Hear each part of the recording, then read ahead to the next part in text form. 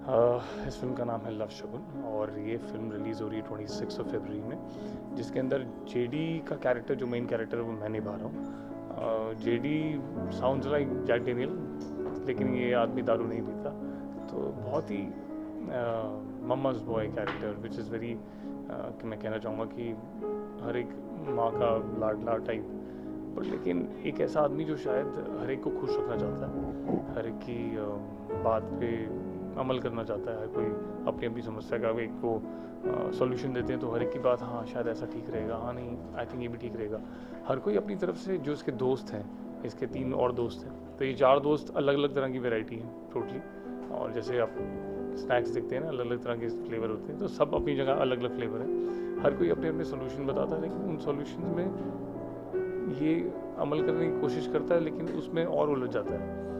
कुछ चीज़ें और लोग भी बोलते हैं, तो he is very naive person, जो ये कहना चाहूँगा कि मतलब लोगों की बातों को समझता है, और वो समझने में फंस जाता है कि अब मैं चलो ये भी करके देख लेता हूँ, तो वो सब कुछ डालने से खिचड़ी बन जाती है, जो खिचड़ी उसकी ज़िंदगी बन जाती है।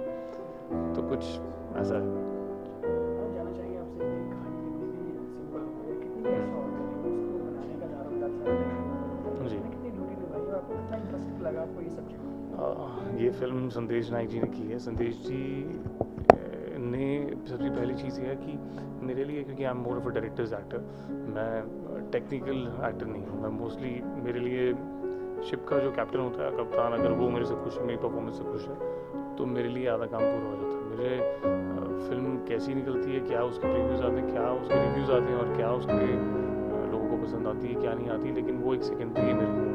पहली चीज़ मेरे लिए ज़रूरी है कि my mentor, my person who's been there, जो एक एज अ डायरेक्टर वहाँ पर है पोजीशन पे, he has to be convinced about कि मैं अपना कैरेक्टर सही निभा रहा हूँ या नहीं निभा रहा। उस चीज़ में मैं कहना चाहूँगा, I think Sandesh ji has given the freedom to all of us to perform the way we want to, और उसके बाद वो उस रेंज को ठीक करते थे। तो इनिशियली मुझे भी शायद ऐसा लगा कि जैसे आप किसी नई टीम से मिलते हैं, नए लोगों से मिलते हैं, तो आपको थोड़ा सा एक वक्त लगता है समझने में उन्हें। तो आई थिंक इनिशियली मुझे भी ऐसा लगा, शायद थोड़ा मुझे लगा कि मे बी ये यहाँ पे ऑर्गेनाइज नहीं हो पाएगा, शायद ये नहीं हो पाएगा, कुछ यहाँ गड़बड़ हो सकती है, तो मैं उस डर में था।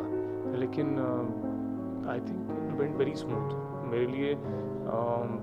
I think I would say कि हर एक सीन के लिए जितना खुश मैं हुआ कि उनसे पूछ के सवाल, उतना वो मुझसे परेशान हो गए कि हर एक बात पे ये मोटिवेशन और सवाल पूछता है, हर एक कैरेक्टर में ये जानना चाहता है कि ये ऐसे क्यों हुआ था, ऐसे क्यों हुआ था। तो I behave like a child on the set, कि आप मुझे ये भी बताओ, ये क्यों है, ये थॉट क्यों आ रही है उसके दिमाग में, ये कैरेक्टर ऐसा क्यों सोच रहा है। तो कई जगह वो परेशान हुए, लेकिन उन्होंने जवाब हर बार दिया मुझे। कई बार बहुत मुश्किल भी होता है ना एज ए डायरेक्टर, कि इतनी सारी चीज़ों को संभालना, सब चीज़ों को टेबल पे रख के, कभी किसी आर्ट वाले ने कुछ बोल दिया, कभी किसी ने कुछ बोला, कुछ चीज़ें, इतनी सारी चीज़ें होती हैं, पूरा टीम वर्क होता है, लेकिन he is the one who is holding everything.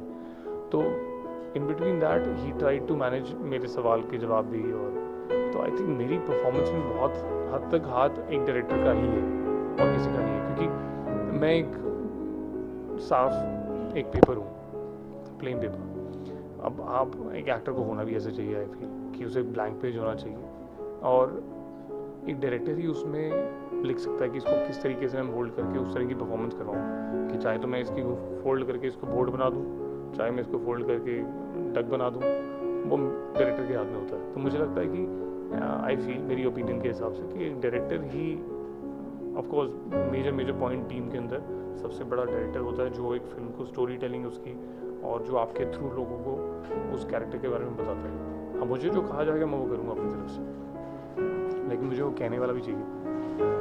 इतने सारे सीन्स हुए हैं आपने, इतने सारे सीन्स किए हुए हैं और इसका प्रॉपर फिल्म बनी है, तो कोई एक पर्टिकुलर सीन जहाँ आपको ऐसा लगा हो कि मैं इसे बेटर कर सकता था, लेकिन डायरेक्टर मुझे ये करने नहीं दे रहा है, ऐसा कोई इंसिडेंट जो आप हमसे शेयर करना चाहें?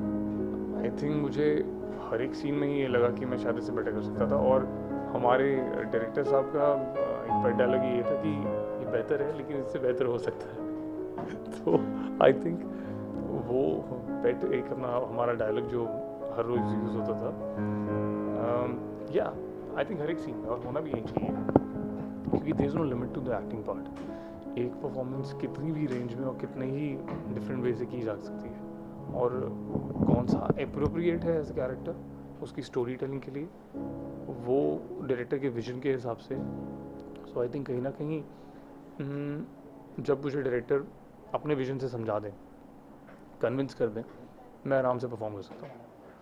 तो हर एक इंसिडेंट में ऐसा हुआ था, हर एक परफॉर्मेंस में ऐसा हुआ था कि मैंने हर बार कुछ किया तो मैंने हर बार पूछा कि हाँ ये ठीक है।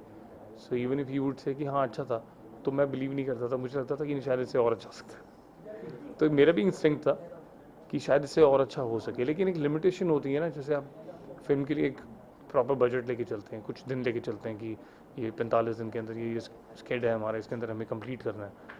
तो कुछ चीज़ें आपको उसी लिमिट पे छोड़नी पड़ती है जहाँ पर वो हमने परफॉर्म किया होता है। कई बार वो कुछ लिमिटेशन ये भी होती है कि अगर आधे घंटे के लिए ये पर्टिकुलर लोकेशन हमारे पास है, तो हमारे पास सिर्फ इतने ही टेक लेने के लिए हैं, तो what the best you can do, you do it in that. So I think हाँ कई बार ऐसा हुआ उन लिमिटेशंस की वजह से, नहीं तो he had given us full liberty to perform the best we can and takes जितने लेने चाहो ले सकते हैं।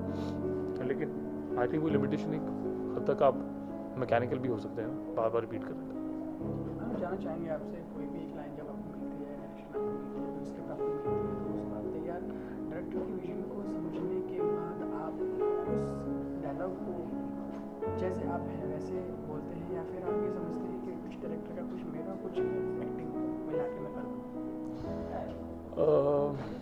आई वुड से मैं ये कहना चाहूँगा कि नॉर्मली लोग जो परफॉर्म करते हैं एज एन एक्टर, जब आपको स्क्रिप्ट दी जाती है तो आप एक अज्यूम करते हैं स्टोरी ऐसी है, फिर डायरेक्टर उसमें कुछ करेक्शंस करते हैं कि ये शायद ये आप जो सोच रहे हैं ये ऐसा ही है लेकिन थोड़ा सा चेंज है, ये ऐसा नहीं है। देन उसको उस मोल्ड में लाना पड़ता है। फिर आप जब लोकेशन पे पहुंचते हैं तो आपको देखना पड़ता है कि अरे मैं जो सोच रहा था कि ये 10 स्टेप लेके मैं घर के वहाँ से वहाँ राउंड मारूंगा, वो एक्चुअली 5 स्टेप्स थे, वो स्टेप कम हो गए हैं क्योंकि लोकेशन वैसी नहीं थी जो मैं अज्यूम कर रहा था। तो फिर आपको उस हिसाब से उसको चेंज करना पड़ता है कि 5 स्टेप में ही आपको उन डायलॉग को बोलना पड़ता है ना। इट्स इंपॉर्टेंट एक्टिंग परफॉर्मेंसेज बहुत सी चीज़ों में नेचुरल, क्योंकि हम हमेशा नेचुरल परफॉर्मेंस करने की कोशिश करते हैं, लेकिन बहुत सी कॉन्स्टेंट्स होते हैं जो आसपास जो आपको उन चीज़ों को आपको थोड़ा सा चेंज करना पड़ता है। उसको कहते हैं कि इम्प्रोव करना पड़ता है ऑन द सेट।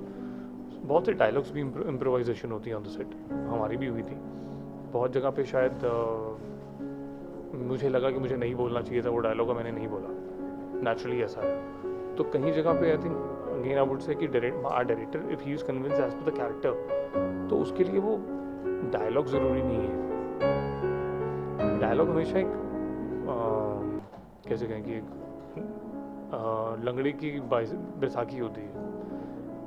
बैसाखी इसलिए कि वही चीज़ बिना बोले भी इमोट की जा सकती है।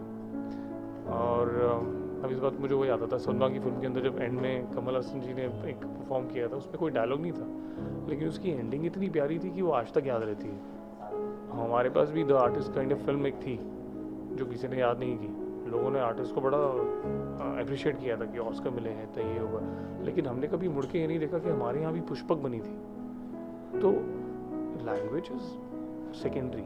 अगर आप परफॉर्म कर सके बिना लैंग्वेज तो भी इट कैन वर्क आउट। ज़रूरत नहीं है कि आपको बोलना ही पड़े, जहाँ ज़रूरत पड़ती है वहाँ बोलिए।